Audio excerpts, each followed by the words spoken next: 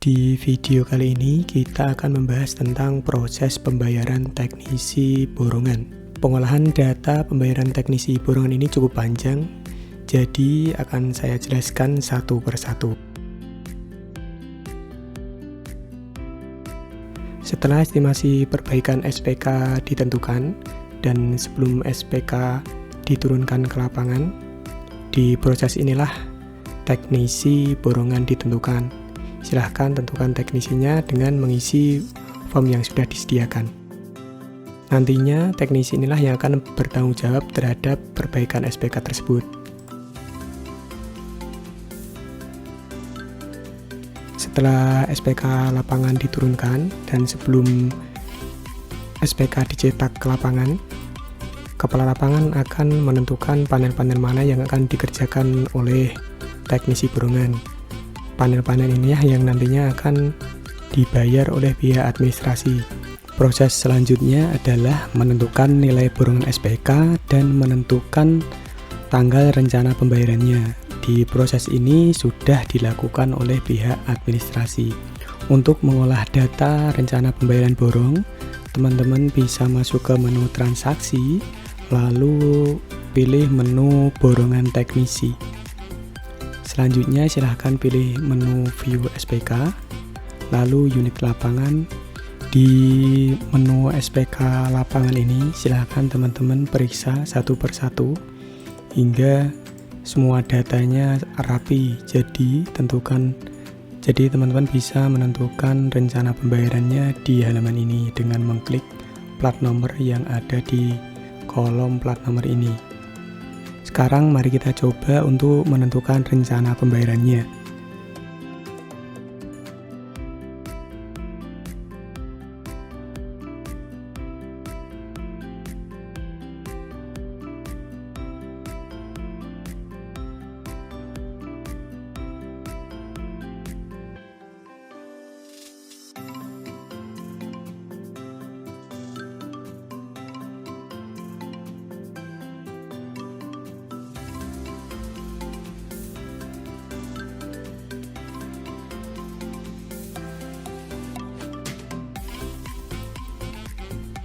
Di sini saya sudah menentukan beberapa unit untuk dibayar pada tanggal 29 Agustus, yaitu pada hari ini.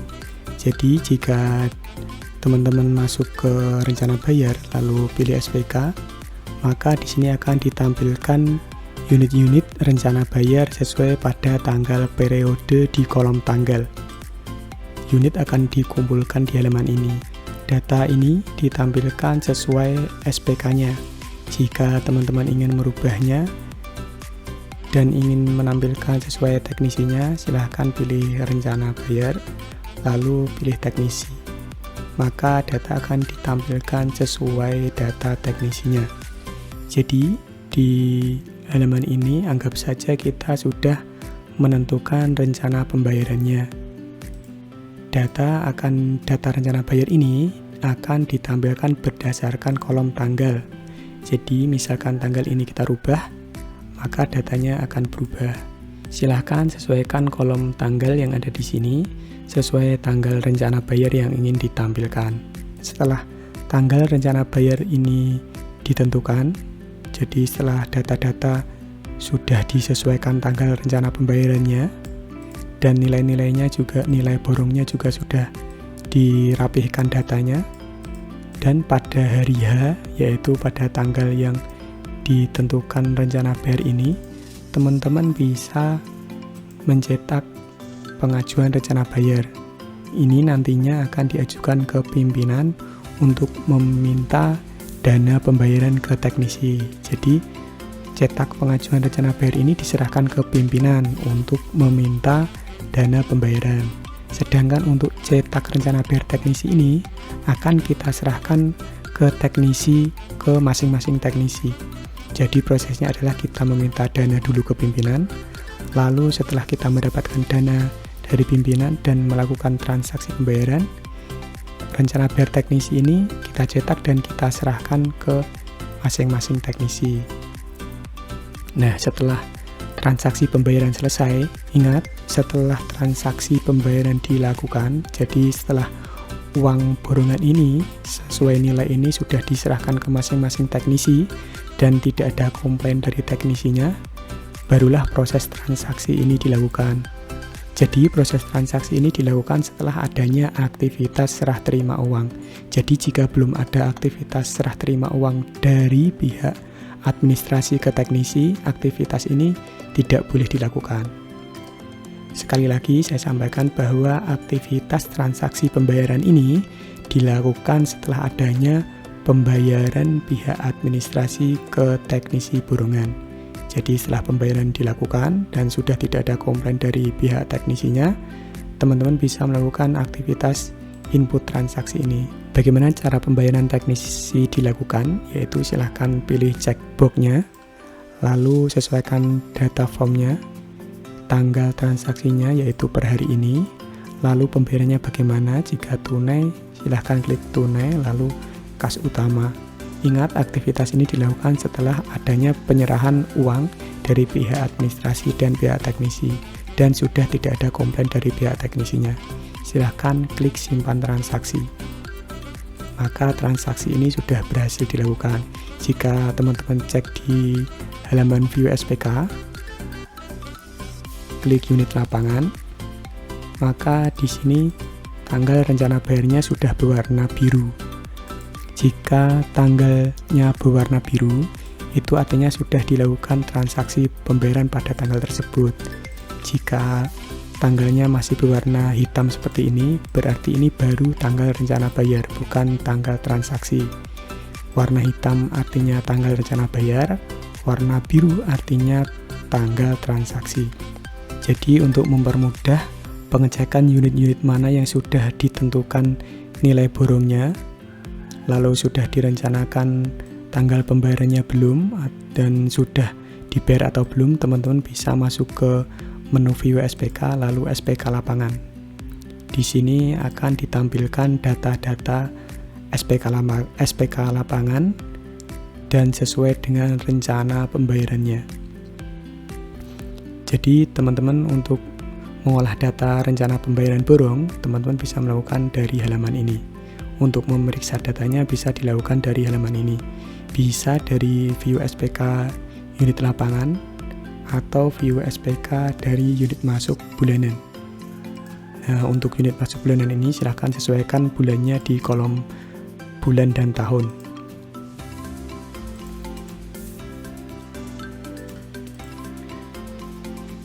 Jika teman-teman periksa lagi di rencana bayar SPK, lalu masuk ke menu status pembayaran, maka di sini sudah berwarna hitam, artinya data-data yang dicoret ini artinya sudah dilakukan pembayaran.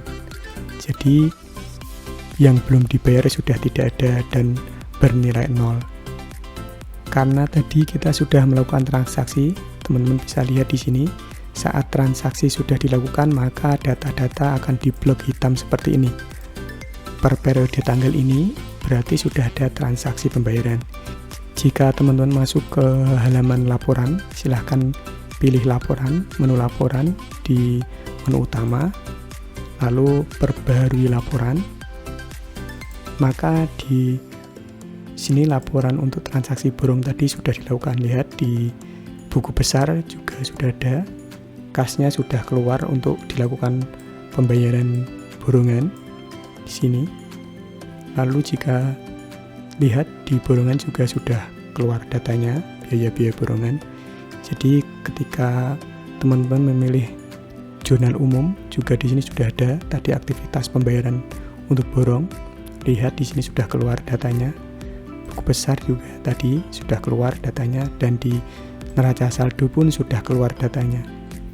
Untuk uang yang kas besarnya akan keluar, lalu di beban borongan tukangnya pun sudah akan bertambah sesuai nilai pembayaran tadi. Jadi jika transaksi dilakukan secara benar, di laporan keuangan ini juga nanti akan ditampilkan dengan benar. Kita kembali lagi ke halaman rencana bayar borong, masuk ke transaksi, lalu borongan teknisi. Nah, jadi akan saya ulangi lagi Pertama-tama administrasi cukup masuk ke menu SPK, lalu pilih unit lapangan. Di sini silahkan periksa data-datanya. Tanggal berwarna biru artinya transaksi pembayaran sudah dilakukan. Nih, untuk SPK ini sudah dilakukan. Tanggal berwarna hitam ini adalah tanggal rencana pembayaran. Belum, ini artinya rencana bayar belum ditentukan. Jadi ini belum ada rencana bayarnya, belum ditentukan. Dan bintang merah 2 ini artinya nilainya masih belum disesuaikan. Jadi nilai borongannya masih belum disesuaikan sesuai dengan price list bengkel. Jadi teman-teman cukup memeriksa dari halaman ini saja, view SPK, unit lapangan. Lalu periksa unitnya dari sini. Silahkan klik plat nomornya. Nah, ini akan dialihkan ke halaman rencana bayar borong. Jika sudah dilakukan pembayaran, maka di sini akan ditampilkan karena tadi sudah dilakukan pembayaran. Ini adalah tanggal rencana bayar dan ini adalah tanggal transaksi pembayaran. Tutup halamannya dengan memilih ini, menu ini kita close saja, ini close. Lalu kita kembali ke halaman tadi. Periksa lagi satu persatu hingga data yang ada di halaman ini benar-benar rapi, yaitu data yang rapi itu maksudnya yang seperti apa? Berarti di sini sudah tidak ada tanda merah lagi dan angka-angka tanggal dan tanggalnya pun sudah disesuaikan. Ingat sebelumnya rencana bayar ini bisa ditentukan sesuai permintaan dari teknisinya kapan dia ingin dibayar atau sesuai absensi lapangannya yang sudah saya jelaskan di tutorial sebelumnya. Silahkan diperiksa. Ini memeriksa unit masuk bulanan, bisa dicek di sini unit bulanan yang masih belum ditentukan atau unit SPK lapangan. Jadi seperti itu. Kembali sekali lagi, transaksi ini tidak boleh dilakukan sebelum ada penyerahan uang dari administrasi ke pihak teknisi lapangan. Jadi tadi prosesnya cetak dulu rencana pengajuan ke pimpinan. Setelah data ini dicetak, sudah sampai ke pimpinan dan sudah diberi sebesar uang untuk dilakukan pembayaran ke teknisi. Lalu kita lakukan pembayaran ke teknisi, penyerahan uang ke pihak teknisi, dan kita serahkan juga ini data-data teknisinya ini kita serahkan ke teknisi. Jadi uang yang diterima teknisi sebesar ini, rinciannya ini loh, ini rincian untuk pembayarannya. Nah, setelah sudah tidak ada komplain dari pihak teknisinya dan sudah diserahkan uangnya, barulah dilakukan transaksi. Transaksi ini diperlukan untuk membuat laporan keuangan. Jadi kalau teman-teman masuk ke laporan, lalu ke neraca saldo dan laporan-laporan yang lain, transaksi tadi digunakan untuk merubah data-data yang ada di sini secara otomatis di buku besar. Jadi nanti akan kerekap datanya di sini. Sudah ada transaksi apapun yang berkaitan dengan uang keluar ataupun uang masuk akan dicatat di sini. Sekian tutorial untuk pembayaran teknisi borong. Jika masih ada hal-hal yang tidak dimengerti, silahkan menghubungi saya untuk mengajukan pertanyaan.